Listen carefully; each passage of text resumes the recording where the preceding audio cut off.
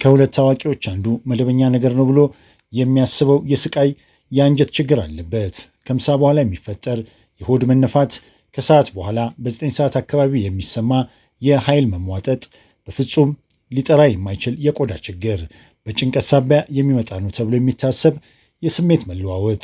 አብዛኞቹ ሰዎች ይህንን ችግር ለማከም የሚሞክሩት በኢንስታግራም ማስታወቂያ አይተው በገዟቸው የሆድ አሲድ ማስታገሻዎች፣ የፋይበር ከረሜላዎችና ውድ በሆኑ የፕሮባዮቲክ ክኒኖች ነው።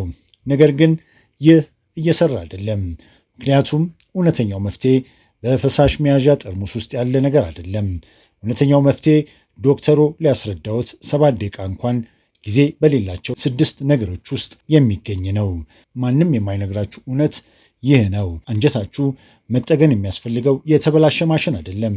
እሱ በራሱ ጊዜ እንዴት መዳን እንዳለበት አስቀድሞ የሚያውቅ በትሪሊየን የሚቆጠሩ ባክቴሪያዎች፣ ኢንዛይሞችና የነርቭ ጫፎች ያሉት አስተዋይ አካል ነው። ችግሩ እኛ ራሳችን በምንመገበው ምግብ በምንመገብበት መንገድና በአንጀታችን ዙሪያ በፈጠርነው የአኗኗር ዘይቤ ሁልጊዜ እንቅፋት እየሆንበት መምጣታችን ነው። ከዛም አንድ ክኒን መጥቶ ይህንን ሁሉ እንዲያስተካክልልን እንጠብቃለን። ዛሬ ትልቅ ለውጥ የሚያመጡ 6 የተፈጥሮ ለውጦችን እንመለከታለን። ምንም አይነት ተጨማሪ ምግቦች፣ ሰፕሊመንት፣ ውድ ፕሮግራሞች ወይም የተለያዩ የአመጋገብ እቅዶች አያስፈልጉም። የሚሰራውን ትክክለኛ ነገር ብቻ።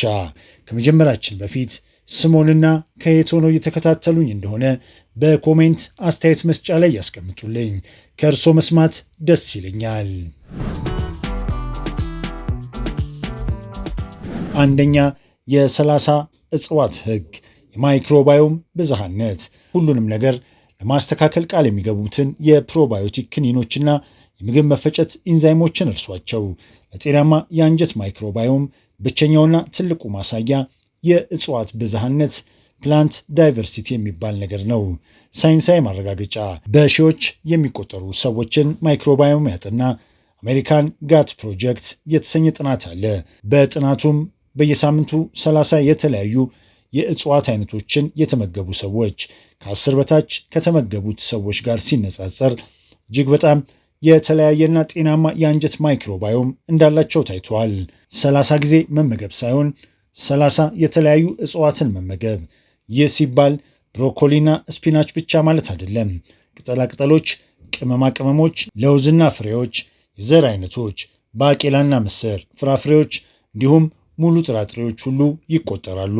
ለምሳሌ የእራት ምግቦ የወይራ ዘይት፣ ነጭ ሽንኩርት፣ ቀይ ሽንኩርት፣ ቲማቲም፣ ባዝል በአንድ ማዕድ ላይ ብቻ 6 እጽዋትን አግኝተዋል ማለት ነው። ጠዋት በሚመገቡት አጃ ላይ ጥቂት የዱባ ፍሬዎች ቢበትኑበት ቁጥሩ ወደ 8 አደረሱት ማለት ነው። በምግባችሁ ውስጥ ያለው ብዝሃነት ሲጨምር በማይክሮባዮማችሁ ውስጥ ያለው ዝርያ ይጨምራል። ይህ ደግሞ የተሻለ የምግብ መፈጨት፣ በሽታ መከላከል አቅምን፣ የተሻለ ስሜትና ጥራት ያለው ቆዳን ያስገኛል። ሁለተኛ፣ በምግብ መካከል የሚወሰዱ መክሰሶች። በሳምንት 30 እጽዋትን እየተመገባችሁም ቢሆን አሁንም መጥፎ ስሜት ሊሰማችሁ ይችላል። ምክንያቱም ይህ ከምትመገቡት ነገር ጋር ሳይሆን ምግብ መመገብ ከምታቆሙበት ጊዜ ጋር የተያያዘ ነው። በአንጀታችሁ ውስጥ የሚፈልስ ተንቀሳቃሽ ስብ የሚባል ነገር አለ። ልክ እንደ ውስጣዊ የጽዳት ማዕበል አድርጋችሁ አስቡት። በየ90 ወይም 120 ደቂቃዎች ሆዳችሁ ባዶ በሚሆንበት ጊዜ ይህ ማዕበል በአንጀታችሁ ውስጥ በመዘዋወር የተረፉ የምግብ ቅንጣቶችን፣ የሞቱ ባክቴሪያዎችንና ፍራፍሬዎችን ጠርጎ ያስወግዳል። አንጀታችሁ ቆሻሻ እያወጣ ነው። ነገር ግን ይህ የጽዳት ማዕበል የሚሰራው ምግብ በማትመገቡበት ጊዜ ብቻ ነው። ምግብ ወደ ሆዳችሁ በገባ በሰከንዶች ውስጥ ይህ ማዕበል ይቆማል። ስለዚህ በየሰዓቱ መክሰስ የምትመገቡ፣ ወተት ያለው ቡና የምትጠጡ ወይም ጥቂት ፍራፍሬዎች የምትለቁ ከሆነ አንጀታችሁ ራሱን የሚያጸዳበት ዕድል በፍጹም አያገኝም። ቀኑን ሙሉ በየትንሹ የሚመገቡ ሰዎች የሆድ መነፋት፣ የአእምሮ መደብዘዝ፣ ብሬን ፎግ እና የቀዘቀዘ የምግብ መፈጨት ችግር የሚገጥማቸው ለዚህ ነው። መፍትሄው ምግባችሁን ተመገቡ። ከዛም ለአንጀታችሁ ቢያንስ ለ4 ሰዓት የሚሆን የጽዳት ጊዜ ስጡት። ውሃ፣ ጥቁር ሻይና ጥቁር ቡና ችግር የለውም። ከእራት እስከ ቁርስ ባለው ጊዜ ውስጥ ከ12 እስከ 14 ሰዓት የሚቆይ የሌሊት ጾም ማክበር ጥልቀት ያለው ጽዳት እንዲካሄድ ያደርጋል። ሶስተኛ፣ የተቦኩ ምግቦች ከኪኒኖች ይበልጣሉ። ፈርመንትድ ፉድስ አንጀታችሁ ራሱን የሚያጸዳበት ሰፊ ጊዜ ካገኘ በኋላ በጥሩ ባክቴሪያዎች መልሳችሁ ልታደራጁት ትችላላችሁ። አብዛኞቹ ሰዎች ከፍተኛ ገንዘብ የሚያባክኑትም እዚህ ላይ ነው። 100 ቢሊዮን ባክቴሪያዎች እንዳላቸው ቃል እየገቡ ውድ ዋጋ የሚጠይቁ የፕሮባዮቲክ ክኒኖችን ያያሉ። ነገር ግን ከእነዚህ ዝርያዎች መካከል አብዛኞቹ በአንጀት ውስጥ ለረጅም ጊዜ እንደሚቆዩ አልተረጋገጠም። ብዙ ጊዜ ሳይንስ የተላበሱ የንግድ ማስታወቂያዎች ማርኬቲንግ ናቸው። ትክክለኛ ለውጥ የሚያመጣው እውነተኛ የቦኩ ምግቦች ናቸው። ሳይንሳዊ ማረጋገጫ በ2021 በሴል መጽሔት ላይ በሶንበርግ ላቦራቶሪ የታተመ የስታንፎርድ ጥናት አለ። ጥናቱ 36 ጤናማ አዋቂዎችን ለ10 ሳምንት የተቦኩ ምግቦችን እርጎ፣ ኬፊር፣ ኪሚች፣ ሳውርክራውትና ኮምቡቻ እንዲመገቡ አድርገዋል። ውጤቱ አስገራሚ ነበር። የማይክሮባዮም ብዝሃነታቸው ሲጨምር በደማቸው ውስጥ የነበሩ 19 የተለያዩ የአካል መቆጣት፣ ብግነት፣ ኢንፍላሜሽን ምልክቶች ደግሞ ቀንሰዋል። በተመሳሳይ ጥናት ውስጥ ከፍተኛ የፋይበር ምግብ ከተሰጣቸው ቡድኖች ጋር ሲነጻጸር የቦኩ ፈርመንትድ ምግቦች የተመገቡ ላይ የታየው የማይክሮባዮም እድገት ሙሉ በሙሉ የተለየ ነበር። ማስጠንቀቂያ፣ በሚያብረቀረቁ ጠርሙሶች ውስጥ የሚሸጡ ብዙዎች ታዋቂ የፕሮባዮቲክ መጠጦች በተጨመረ ስኳር የተሞሉ ስለሆነ የተሳሳቱ ባክቴሪያዎችን ይመግባሉ። ስለዚህ እውነተኛ ንጹህ እርጎ፣ እውነተኛ ኪሚች፣ ሳውርክራውት ወይም ባህላዊ እርሾ ያላቸው ምግቦች ላይ ብቻ ያተኩሩ። አራተኛ የ10 ደቂቃ እርምጃ። ከተመገቡ በኋላ ባሉት 10 ደቂቃዎች ውስጥ የሚያደርጉት ነገር ያ ሁሉ የተመገቡት ምግብ እንደሚጠቅሞት ወይም እንደሚጎዳዎት ይወስናል። በዚች ምድር ላይ ካሉ የአንጀት ጤና ልማዶች ሁሉ እጅግ በጣም ቀላሉን ልማድ ልንገሮት። ከእያንዳንዱ ምግብ በኋላ ወይም ቢያንስ ከእራት በኋላ ለ10 ደቂቃ ያህል ይራመዱ። ያ ብቻ ነው። ጥናቶች እንደሚያሳዩት ከምግብ በኋላ መራመድ በደም ውስጥ ያለውን የስኳር መጠን መለዋወጥ በእጅጉ ይቀንሳል። ሆዶ በፍጥነት ምግብን ወደ ቀጣዮቹ ክፍል ያሸጋግራል። ይህም የሆድ መነፋትን ያስቀራል። ሰውነቶ በትንሹ ወደ ፓራሲምፐታቲክ ረፍትና መረጋጋት ስሜት ውስጥ ይገባል።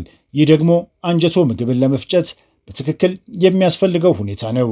አብዛኞቹ ሰዎች ግን ከባድ ምሳ ይመገቡና ወዲያውኑ በጠረጴዛቸው ላይ ለ3 ሰዓት ይቀመጣሉ ወይም ሶፋ ላይ ይጋደማሉ። በዚህ ጊዜ አንጀቶ የስበት ኃይልንና የአንጀት እንቅስቃሴን በሚጻረር አቀማመጥ ላይ ሆኖ ምግብን ለመፍጨት እየታገለ ነው። የመሮጫ ማሽን አያስፈልጎትም። ዝም ብለው በመኖሪያ መንደሮ ዙሪያ ወይም በቢሮ ውስጥ ለ10 ደቂቃ ብቻ ይመላለሱ። አምስተኛ ጭንቀት የአንጀቶን ሽፋን እየበላው ነው። ምንም አይነት ምግብ እርምጃ ይህንን የሚቀጥለውን ችግር ብቻውን ሊፈታው አይችልም። አንጀቶና አእምሮ ቫገስ ነርቭ በሚባል ነገር እርስ በርስ የተያዙ ናቸው። ይህ በሰውነቱ ውስጥ ካሉት የራስ ቅል ነርቮች ሁሉ ረጅሙ ነው።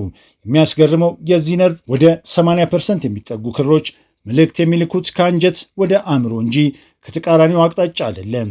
አእምሮ ሲጨነቅ ደግሞ መልሶ ለአንጀቶ በከፍተኛ ድምፅ ይናገራል።